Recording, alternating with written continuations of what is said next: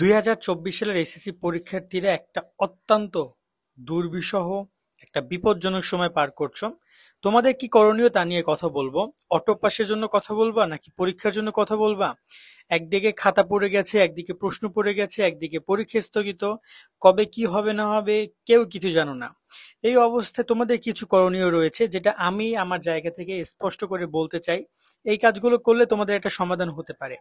এক্ষেত্রে দেখো, যদি এখন বর্তমানে নওফেল থাকতো তাহলে আমি কথাগুলো বলতাম না, বলার সাহসও পেতাম না। এবং এমনকি নওফেল এই কথাগুলো কখনো শুনতো না তোমাদের, ওর যা মর্জিও তাই করতো। কিন্তু বর্তমানে যেহেতু তোমরা একটা ভালো সরকার ব্যবস্থার মধ্যে আসতেছো, এই জায়গায় তোমাদের দাবিগুলো শিক্ষা বোর্ডকে বললে, শিক্ষা বোর্ড যদি অধিকাংশ শিক্ষার্থীর দাবি হয় তাহলে মেনে নিবে। এ কথাটা আরো একবার বলছি, শোনো। যখন তোমাদের স্টুডেন্টদেরকে আটক করা হচ্ছিল, প্রথমে আটক করা হয়েছিল, আমরা নিউজে শুনেছিলাম বিএমপির এক ছোট ভাইকে আটক করেছিল, যে কিনা তোমাদের এইচএসসি পরীক্ষার্থী ছিল। আমরা নিউজ করেছিলাম, পরে বলেছিলাম তোমরা এটা নিয়ে কথা বলো। তোমরা বিভিন্নভাবে নিজেরা আগ্রহ নিয়ে কথা বলেছো, দেখেছো। পরে শিক্ষা মন্ত্রণালয় থেকে কিন্তু তাদেরকে ছেড়ে দিতে বাধ্য হয়েছে। এবং এমনকি আইনজীবী নিয়োগ দিয়েছে তো তাদেরকে ছেড়ে দেওয়ার জন্য, জামিন দেওয়ার জন্য। তো এটা কিন্তু তোমাদের সাফল্য ছিল। তোমরা করেছো, সেটা করে দেখিয়ে দিয়েছো, সব জায়গায় বিবৃতি দিয়েছো যে আমরা পরীক্ষায় অংশগ্রহণ করব না যদি আমাদের ভাইদেরকে না ছাড়া হয়। তো এখন তো সবাই মুক্তি। কিন্তু এখন আবার নতুন সমস্যা, সেটা হচ্ছে, একদিকে আমরা শুনেছি, আমি তোমাদের অলরেডি দেখিয়েও দিয়েছি যে তোমাদের প্রশ্নপত্র পড়ে গেছে। কালকে রাতে খবর এসেছে, জাগো নিউজ জানিয়েছে যে তোমাদের উত্তরপত্র পড়ে গেছে। তো এই জায়গায় এখন তারা চাচ্ছে তোমাদেরকে আবার পরীক্ষা অংশগ্রহণ করানোর, অর্থাৎ যে সাবজেক্টে তোমরা অলরেডি পরীক্ষা দিয়েছো।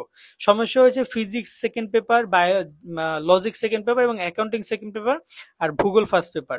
তো এই চারটা পাঁচটা সাবজেক্টে প্রায় 20 লাখ 14 লাখ শিক্ষার্থী পরীক্ষা দিয়েছো, এগুলো আবার পরীক্ষা তারা নিবে। তো এটা একটা খুবই বাজে একটা ব্যাপার হবে। এই জায়গায় তোমরা বিভিন্ন জায়গায় ফেসবুকে একটা বিবৃতি তোমরা দিচ্ছ বিশাল। আমিও আবারও বলছি যে এত বড় বিবৃতি অনেক সময় পড়া যায় না। তোমাদেরকে ছোট কথার মধ্যে স্পষ্টভাবে কিছু বিষয় উপস্থাপন করতে হবে। কি সেই কথা, চলো আমি তোমাদেরকে একটু করে এক্সপ্লেন করি। প্রথমত শোনো, তোমরা একটা বিবৃতি তৈরি করবা একটা পেজের মধ্যে, এবং সেখানে তোমরা এখানে আহ, স্পষ্ট বিবৃতি দাও, কোনো ধরনের অনুরোধ নয়, কোনো ধরনের বলা যায় যে কোনো প্রকার রিকোয়েস্ট বা ওই টাইপের আবেদনপত্র টাইপের কিছু নয়। তোমরা স্পষ্ট বিবৃতি বা তোমাদের তোমাদের জায়গা থেকে, পরীক্ষার্থীদের জায়গা থেকে একটা জিনিস তৈরি করো, এবং তোমরা সেখানে কলেজের নামটা রাখবা না। যে যার কলেজ শুধুমাত্র নামটা বসায় দিবা। কলেজের শিক্ষার্থীর এই কাজটা করবা যে একটা প্যাডই থাকবে, শুধু নামটা মাত্র পরিবর্তন হবে। যেমন ধরে নাও যে ঢাকা সিটি কলেজ, তো ঢাকা সিটি কলেজ নামের জায়গাটা ফাঁকা রাখবা।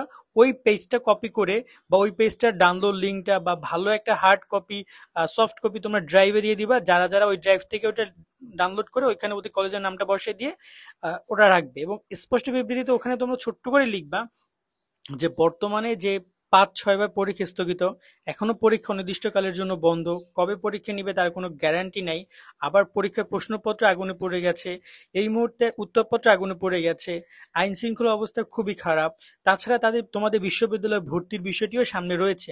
তো এই মুহূর্তে তোমাদের একটা পরীক্ষা যেখানে 2 মাসে শেষের কথা, সেটা যদি 5 মাসে শেষ হয়, এবং রেজাল্ট প্রকাশ করতে যদি আরো 2 মাস সময় লাগে, অর্থাৎ বছরের পুরো অর্ধেকের বেশি সময় যদি তোমাদের এই পরীক্ষা নিয়ে চলে যায়, তাহলে তোমাদের জীবনের ভবিষ্যতে অন্ধকার রয়েছে। তো এই জায়গায় শিক্ষা মন্ত্রণালয় থেকে তাদেরকে বলে দিবা যে আমাদেরকে অটো পাসের ব্যবস্থা করা হোক, এসএসসি রেজাল্ট অনুযায়ী আমাদেরকে মূল্যায়ন করা হোক। যে পরীক্ষাগুলো আমরা দিয়েছি সে পরীক্ষাগুলোর রেজাল্ট মূল্যায়ন করা হোক। যে খাতাগুলো উত্তর পড়েছে সেগুলো এসএসসি থেকে নেওয়া হোক। আর সামনের পরীক্ষাগুলো উত্তরও আমাদেরকে এসএসসি থেকে নেওয়া হোক, নিয়ে আমাদেরকে একটা মূল্যায়ন প্রক্রিয়ার মধ্যে নিয়ে আসা হোক। আপাতত হয়তো এখানে কারো লস হবে, কারো লাভ হবে, দিন শেষে তোমাদের সময়টা বেঁচে যাবে। তো এরকম একটা সিম্পল ভাবে তোমরা জাস্ট দেখা যায় যে অল্প একটুর মধ্যে তোমরা লিখে দিবে, এত বড় বড় পরিস্থিতি বিশ্লেষণ করা দরকার নেই। অল্প কথায় লিখে দিলে সেই জিনিসটা আরো বেশি হাইলাইটস হবে। এবং তোমরা এইটা যত মিডিয়া আছে, যমুনা টিভি, তারপর হচ্ছে গিয়া কালবেলা, তারপর প্রথম আলো, এরকমের বড় বড় যত পত্রিকা আছে, টিভি চ্যানেল আছে, সবাইকে এটা ফরওয়ার্ড করো এবং বলো যে তোমাদের সাথে এরকমটা হয়ে যাচ্ছে, এবং যেখানে তোমরা শুধুমাত্র দেখে যাচ্ছ। তোমরা শুধু দেখে যাচ্ছ, এটা যদি তোমরা আরো বেশি করে করতে পারো, এরকম স্পষ্ট বিবৃতি ছড়িয়ে একদিনের মধ্যে, এবং যদি তোমরা সেটা যদি অনলাইনে সব মিডিয়াকে ইনফর্ম করতে পারো, মিডিয়া যদি তোমাদের এটা কাভারেজ করে এবং সেটা যদি শেয়ার করতে পারো, আমার মনে হয় যে শিক্ষা মন্ত্রণালয় এই ব্যাপারে খুব তাড়াতাড়ি সিদ্ধান্ত নিবে। প্রথমত বলি, সিদ্ধান্তটা এত তাড়াতাড়ি নিবে না, কারণ দেখো এখন পর্যন্ত সরকার থেকে বা কোনো শিক্ষা মন্ত্রণালয়ের দায়িত্বে কেউ আসেনি। তো খুব শীঘ্রই দায়িত্বে কেউ একজন আসবে, তার সাথে সিদ্ধান্ত নিয়েই বা তার সাথে বসেই দেন এটার ব্যাপারে সিদ্ধান্ত নিবে, এই জন্য তারা অপেক্ষা করছে। কিন্তু তোমরা এটা চালিয়ে যাও, এতে করে তাদের উপর একটা প্রভাব পড়বে, তারা সিদ্ধান্ত নিতে অনেকটা তাদের সিদ্ধান্ত নিতে হেল্প হবে যে তোমরা কি চাও। কারণ বেশিরভাগ শিক্ষার্থী, আমি পোল দিয়েছিলাম ইউটিউবে ফেসবুকে, 99% বলা যায় 90% স্টুডেন্ট বলছে যে পরীক্ষাটা স্থগিত করা হোক, ঠিক আছে, পরীক্ষাটা অটোপাস দেওয়া হোক। তো এই জায়গায় তোমরা সেই বিষয় নিয়ে এভাবে কথা বলতে পারো, আমার মনে হয় এতে কিছুটা ফল প্রদত্ত হইতে পারে। তারপর আমি বলবো যে দেখো পরিস্থিতি পরিবেশ কি হয়, নতুন করে আপডেট আসলে আমরা তোমাদেরকে জানাবো, আমাদের সাথে সাবস্ক্রাইব করে যুক্ত থাকো। আল্লাহ হাফেজ।